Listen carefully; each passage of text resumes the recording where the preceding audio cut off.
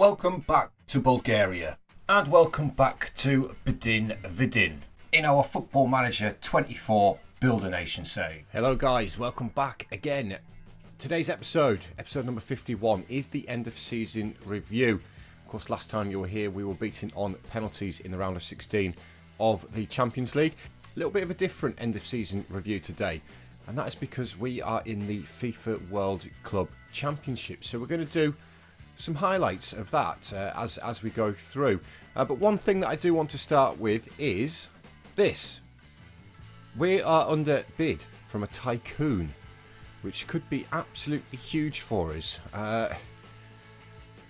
It could be massive. A mystery foreign tycoon is looking to complete a buyout of the club and invest large sums of money in new players and facilities. Now, like I say, that could be absolutely massive for us. I got that news article, I've forgotten the date now, about a month ago. We're in the process of a board takeover. If we get taken over by a tycoon, it could transform this save. We do have a quick couple of things to look over. Obviously, since you were last here, we have reached the end of the season. We did win the league title again on the last day of the season. Over CSK 1948. We were at home on the final day of the season to them, and a draw was enough to secure us the title. It's not the best season that we've had. It's not by a long way. We had a pretty poor running, to be fair. After being knocked out by Dortmund, we did go on to get knocked out of the Cup quarter-final, which the players and the board were quite unhappy about. Losses to Ludogorets, Spartak Varna and Levski Sofia. Brought it down to the wire, shall we say, but we did get that point on the final day of the season over CSK 1948. So we did pit them to the title to make it 7 for us now. They finished second. Ludogorets Razgrad in third place. Levski Sofia get the Europa League spot. I think that's because of where they finished in the league, in the cup possibly. Levski may have won the cup. The 2037 they did win the cup. So Spartak Varna, by the looks of it, actually miss out, which is rather unfortunate because they've had a very, very good season. This season they've reached quite deep into Europe, playout knockouts. So today's episode is, because I haven't had an end of season review again, I don't know why they're not coming up. So it is a look back over what's obviously happened. We did, as I say, win the title again. Just about. Top goal scorers is one of our on-loan players, Kevin Geltema. Arturo Marimbio in second place. We've got the 3 highest average ratings. In fact, we've got the top 5 highest average ratings. Mayardo's our player. Then it's Marimbio. I think Bruno Cesar. No, he's actually a Spartak Varna player. So, yeah, we've done quite well, to be fair. Arujo picking up 10 assists in his debut season for the club as well is fantastic. And hopefully the FBet League can move above some of these teams because we've done quite well in terms of coefficients as well. Obviously, we'll have a look at how the competitions have gone first and how the other teams have got on. But we are in the FIFA Club World Cup, like I said in the intro there. I don't know why we're in it. It's not like we've won anything. But we're in with Club America, FC Copenhagen, and Racing Club, the Argentines and the Mexicans. So hopefully we can have quite a good performance in this. Not that we need to, it's not vital, but I thought we'd include it in the end of season because the games they're not very far away. They're only 8 days away, I believe, the next game, or 10 days, it says up there, and it's being held in South Korea. So good trip out for us. Hopefully, as we're playing through it, this tycoon bid actually happens. But first of all, let's start off with the coefficients, and we'll have a look at how the nation of Bulgaria have got on. And we have scored a 17.1 this season, which is I think our best season. And bear in mind that we're losing this 8.3 off the front of that as well. So in terms of what we've gained this season, it's absolutely massive. We're gaining 9 points overall, which will take us above Turkey. Turkey have only scored 11 this season. They're losing 12.7, so they're actually going down in going into next season. So we do overtake Turkey. Unfortunately, the gap to Portugal actually extends ever so slightly. No, it actually does close down because we're losing that 8. But Portugal Where are we? It's quite hard to see over there and then over here. Portugal have scored 17.8. So they are moving up to 86.2 going into next season. We're moving up to 76.6. So we're 10 points behind them, 9.5 points behind them. But the Portuguese clubs do quite well in Europe. So for now, I think 7th is probably where we're going to be unless we ourselves do better in Europe. Right, quick glance back of what happened in Europe. This is us. Unfortunately, we did lose our first 2 league phase games. Wins over Anderlecht, Ajax, Milan. Draw with Liverpool, win at Sevilla, and a win over Legia Warsaw. Saw us get Milan. Of course, we took on Milan in a live com a couple of episodes ago, and it was a fantastic turnaround to knock them out. We couldn't quite get past Dortmund, though. We were beaten in extra time in the second leg. It's the closest we've come to making it past the round of 16, and obviously that has to be our aim, to get past the round of 16. Right, moving on to Ludogorets, and they were in the Europa League qualifiers where they did get past Zrinjski Mostar and Ferencváros on penalties. No, they got knocked out by Ferencváros on penalties, which dropped them into the Conference League qualifiers where they took on Rakov. Took on Rakov, where they did get through, which they obviously made it to the league phase of the Conference League.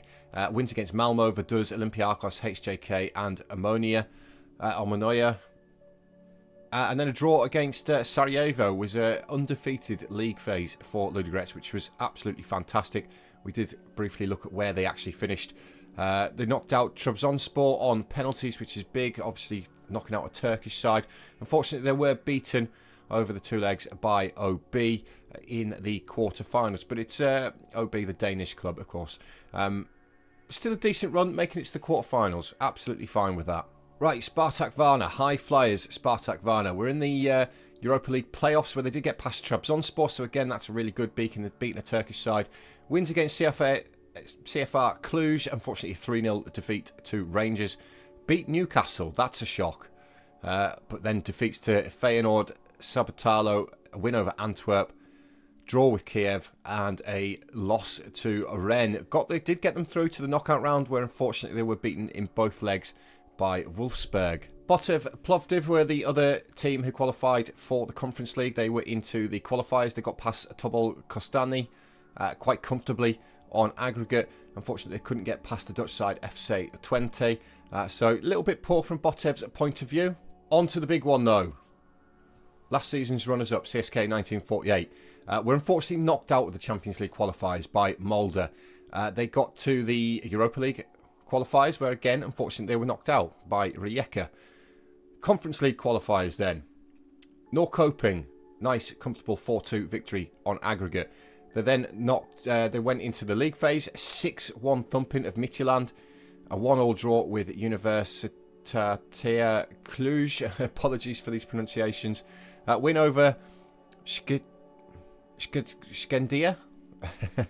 Lech Poznan, draw with Bromby, a win over Istanbul Başakşehir. So again, that's absolutely fantastic, undefeated in the league phase. They were then into the round of 16 where they took on Maccabi Haifa, a nice 8-1 aggregate victory there. Knocked out Crystal Palace in the quarter-finals. A defeat in the semi-final first leg, but a thumping 4-0 victory in the second leg over Hibernian. And then they got to the final. And we have our first Bulgarian European Cup winner of the save. And it is CSK 1948. They beat OB in the final. It was Lee Jae-hoon with the winning goal. A couple of our players here. Nick Kaufman in the squad. Diogo Sosa is not ours. There is a Sosa. Gabriel Sosa is on loan from Bdin. So it's working. The loan farm is starting to work. We've got some of these players, although Kaufman and Sosa didn't exactly perform, amazingly well. They're in the CSK 1948 squad, and they've won a European competition, which is part of the reason why we've done so well in Europe this season. And if we have a look at the actual Europe coefficients, we again, as a club, are going to move above Milan. Milan are moving down to 102. So we're going to move up one place to 15th as a club. In terms of Bulgarian clubs, if we just quickly scroll down to it, and we'll get them at the top of the screen. Of course, we are still the massively the best club in Bulgaria. CSK 1948 with that Conference League win, though, are going to make a big jump up to the second best team in Bulgaria. They're going to make a big jump up the standings altogether. Botev Plovdiv, who perform absolutely shockingly so far in Europe, is not good. Spartak Varna are going to make a little bit of a jump as well with their points that they've scored this season. But we finally got a winner. Right, enough of that, guys. Just quickly, top goal scorers for us this season. Let me just resize these. Top goal scorers: Arturo Marimbio, 24. Jaltema on loan, 23. Baron's got 19. It's not been the best of seasons from Baron. Marcus Vinicius with 15. Mayado's got 18 on loan at Ludogorets. Sirikos, 14.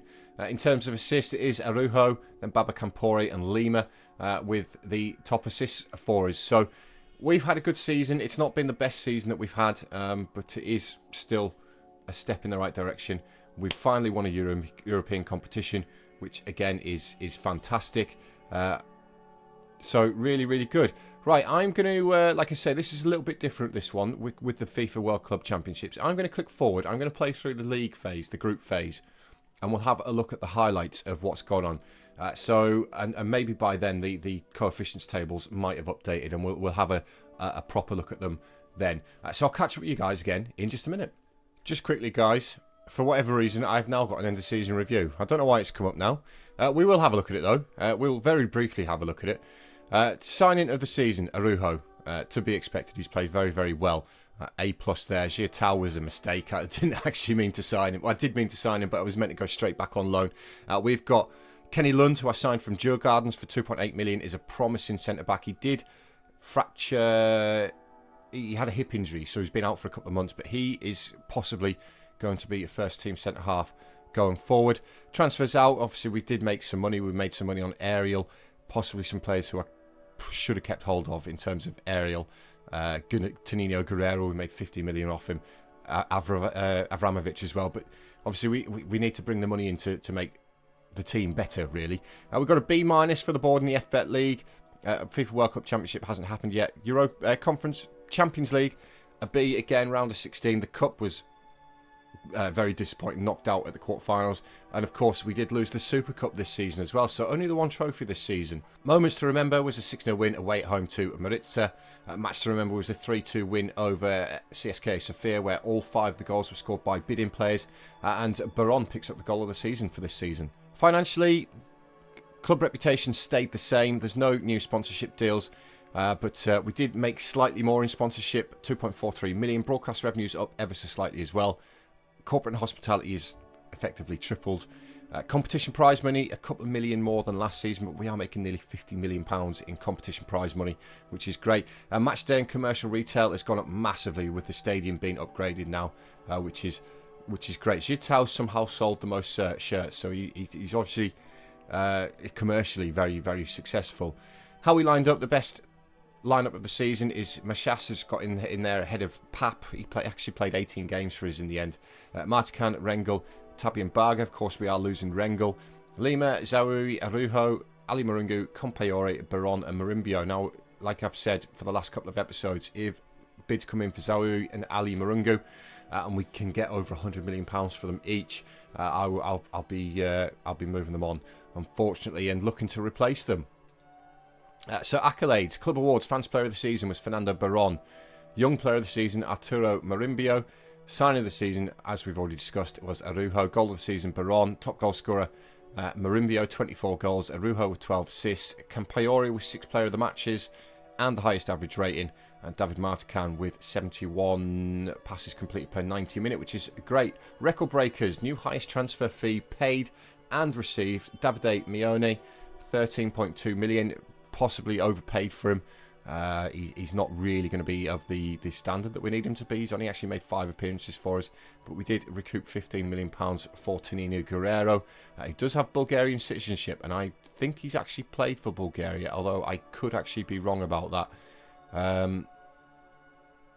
No, he's played for Brazil. He has played for Brazil. We do have a couple of players who have become Bulgarian who have played for Bulgaria, though. So History in the making. It's our 7th league title. We move up the list. The next target on the list is 11 league titles ahead of us, though, and that is Ludogorets. So that's something for us to chase down.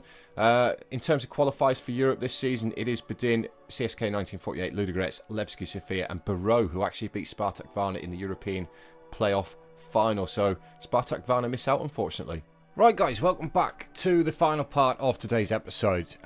Little change of plans, and that's because of how well we've done in the FIFA World Club Cup. We're in the final, so we're going to do a live com, believe it or not, in the end of season review. One little bit of news. You may notice wherever, if I can find him, he's got a bid in. He's got a bid in from Real Madrid. I managed to get them to 91 million plus add-ons. I think the total comes to about 105 million. So I did say if I could get over 100 million for them, I think it's 104 actually, looking at that. I said if I could get over 100 million for them, I would move them on, which is exactly what I've done. Nobody's been in for James yet, so if we can keep hold of James, that would be great.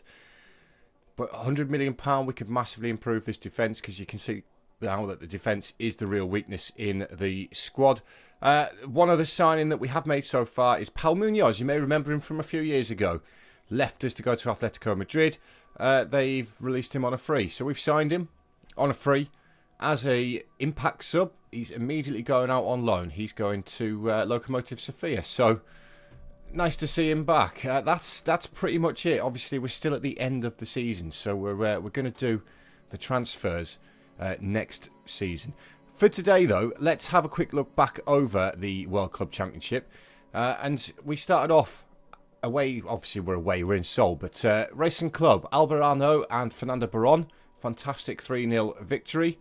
Would be FC Copenhagen, beg your pardon. 4-1, Fernando Baron with a double. There was an own goal from Overgaard Skovby and Guillermo Fernandez with the other one for Bdin. And we wrapped the group up with a 6-1 thrashing of Club America. Ali Marungu, Fernando Baron, and Morambio hat-trick, and David Martican finished it off. The season did tick over. We'll have a quick look at that in a minute. Millonarios in the second round, 3-1 win. Morambio and Lima on the score sheet.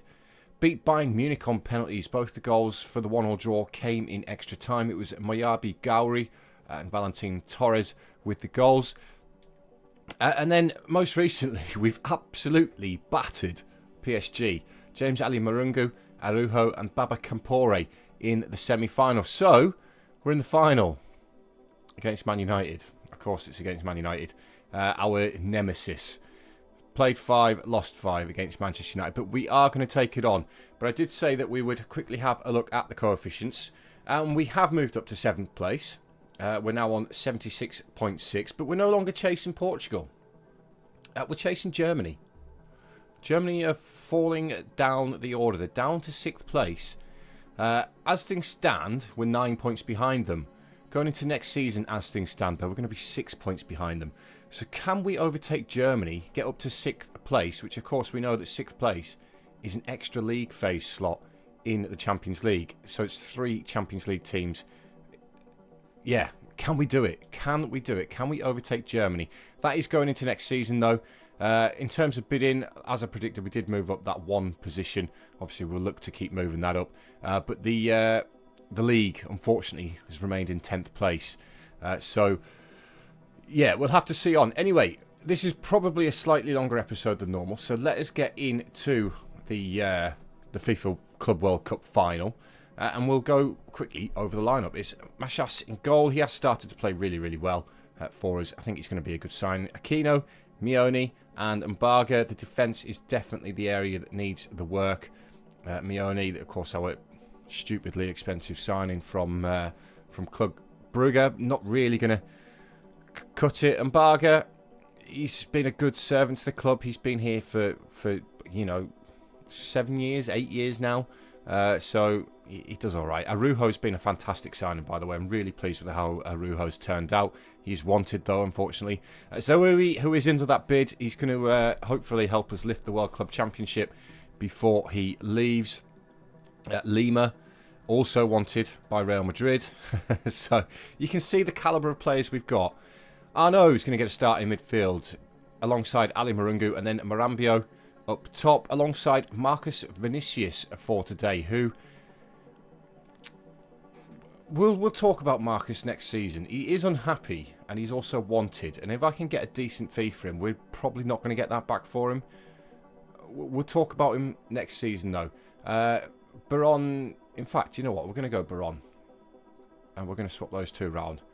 And that's the lineup. Right, let's go, guys. So, the World Club Cup final is a great achievement for little Bdin.